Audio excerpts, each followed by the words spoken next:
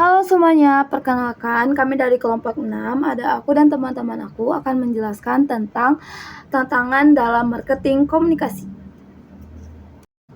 Sebelumnya aku menjelaskan tentang tantangan dalam marketing komunikasi secara umum.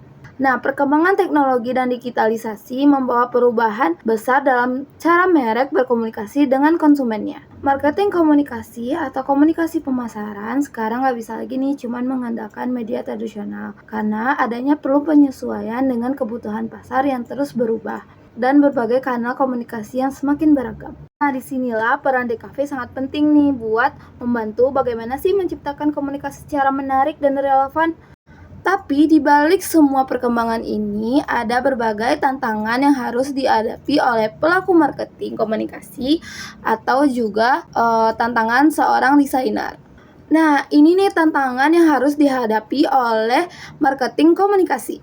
Pertama, ada perubahan perilaku konsumen. Nah, sekarang ini konsumen itu jauh lebih aktif untuk mencari informasi, bandingin produk, atau sampai ngasih ulasan.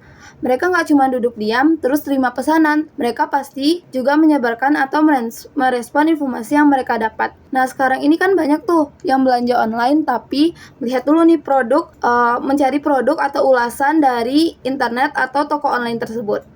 Yang kedua adalah fragmentasi media. Banyaknya platform media membuat pesan harus disesuaikan dengan karakteristik masing-masing kanal. Ini menyebabkan tantangan dalam menjaga konsistensi dan efektivitas pesan menjadi lebih sulit. Contohnya adalah kampanye Share a Coke oleh Coca-Cola. Harus disesuaikan secara visual dan naratif untuk TV, Instagram, Billboard, dan TikTok. Kemudian yang ketiga adalah overload information atau information overload. Konsumen dibombardir ribuan iklan setiap hari, sehingga pesan yang tidak kuat atau unik akan mudah diabaikan. Contohnya adalah iklan produk skincare yang tampil biasa-biasa saja di Instagram, seringkali tenggelam di antara konten influencer dan brand lain.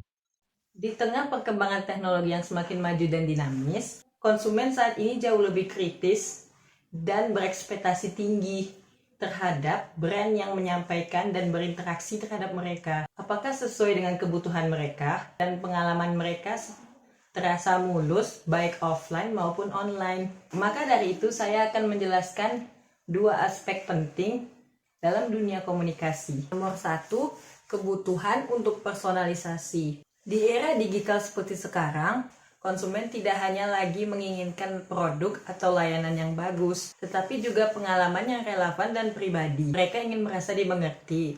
Oleh karena itu, brand seharusnya mengerti bagaimana berinteraksi dengan konsumen, seperti mempelajari karakteristik, preferensi, atau kebiasaan konsumennya. Salah satu contoh nyata dari penggunaan personalisasi yaitu dengan melihat brand Netflix. Platform streaming ini menggunakan algoritma untuk menganalisis bagaimana konsumennya menonton atau bagaimana kebiasaan mereka dalam membuka aplikasi tersebut. Dengan cara ini, pengguna merasa Netflix mengerti mereka dan bagaimana genre-genre mereka. Dan inilah kekuatan besar yang dimiliki oleh personalisasi, membangun komunikasi yang emosional terhadap brand dan konsumennya. Selanjutnya adalah pentingnya integrasi online maupun offline. Sering disebut juga dengan pendekatan omnichannel. Apa sih omnichannel? Saat ini konsumen sudah terbiasa berpindah-pindah antara media digital atau berinteraksi langsung dengan penjual. Bagaimana mereka berinteraksi fisik dengan barang yang mereka ingin beli. Mereka bisa saja mencari informasi di media sosial, membandingkan harga di e-commerce, lalu akhirnya membeli di toko fisik. Karena itu, brand harus mampu menghubungkan antara di setiap kanal tersebut, antara fisik maupun online. Assalamualaikum warahmatullahi wabarakatuh. Perkenalkan, nama saya M. Hekarzani. Saya akan menjelaskan mengenai tantangan marketing komunikasi dari sudut pandang DKV. Yang pertama itu adalah visual overload dan data design.